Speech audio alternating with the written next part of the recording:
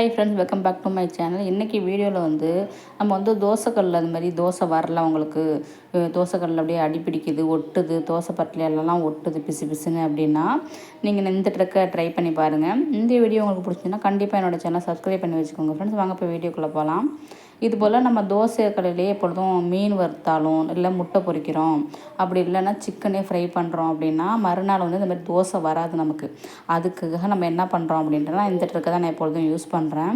இந்த மாதிரி அடி பிடிச்சிக்கிட்டு எப்படி தான் தேய்ச்சாலும் வராது, பிசு பிசுன்னு ஒட்டிக்கிட்டு ஒரே மாவாயிடும். திரும்ப நம்ம அந்த கடலை க்ளீன் பண்ணணும், திரும்ப நம்ம ஊற்றி பார்க்கணும். அது வெங்காயம் தேய்ச்சி பார்ப்பாங்க, சில பேர் வெண்டைக்காய் தேய்ச்சி பார்ப்பாங்க, சில பேர் உருளைக்கிழங்கு தேய்ச்சி பார்ப்பாங்க. அப்படி இருந்தாலுமே அந்தளவுக்கு நம்ம எப்பொழுதும் வர்ற தோசை மாதிரி வராது. நான் சொல்கிறத ட்ரிக்கை நீங்கள் ட்ரை பண்ணி பார்த்தீங்கன்னா கண்டிப்பாக சூப்பராக வருங்க தோசைக்கல்.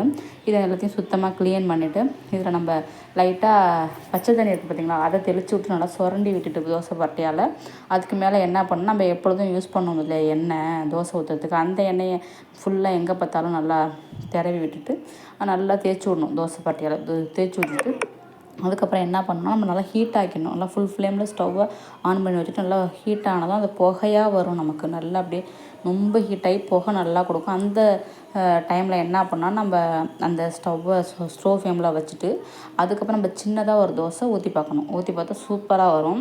அதுதான் உங்களுக்கு நான் செய்ய போகிறேன். இப்போ தோசைக்கல் நல்லா சூடாகிடுச்சு. இந்த பாருங்கள் புகை நல்லா பறக்குதா. நம்ம லைட்டாக கை வச்சு பார்த்தா நல்லா தகன்னு இருக்கும். இந்த ஸ்டேஜில் நம்ம தோசை ஊற்றி பார்க்கலாம். சின்னதாக ஃபஸ்ட்டு ஊற்றி பாருங்கள், அது சூப்பராக வரும். அதுக்கப்புறம் நெக்ஸ்ட்டு தோசை வேணால் நீங்கள் எப்பொழுதும் ஊற்றுற மாதிரி எவ்வளோ பெருசு ஊற்றினாலும் அவ்வளோ ஒரு சூப்பராக அருமையாக வரும். நீங்கள் ட்ரிக்கை யூஸ் பண்ணி பாருங்கள். இப்போ நான் ஊற்றி காட்டுறேன் எந்த அளவுக்கு வருதுன்ட்டு பாருங்கள். இப்போ நான் ஒரு மீடியமாக தான் நான் ஊற்றி காட்டுறேன் உங்களுக்கு.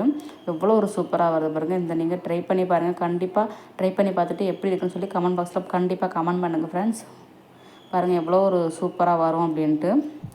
இதை நான் எப்பொழுதுமே இதே ஸ்டேஜ் தான். எனக்கு ஃபஸ்ட்டில் எனக்கு தெரியல, என் தங்கச்சி தான் இந்த ட்ரிக்கை சொல்லி கொடுத்தா. முதல்ல அதையும் போட்டு தேய்ச்சிட்டு கிடப்பேன், விளக்கெண்ணெய் போட்டு தேய்ச்சி பார்ப்பேன், வரவே வராது. நான் இது மாதிரி ட்ரை பண்ணி பார்த்தேன். ஒரு டைம் தான் சொன்னான், பக்கத்து வீட்டில் சொன்னாங்க அப்படின்ட்டு அவள் ட்ரை பண்ணி பார்த்துட்டு எனக்கு சொன்னான்.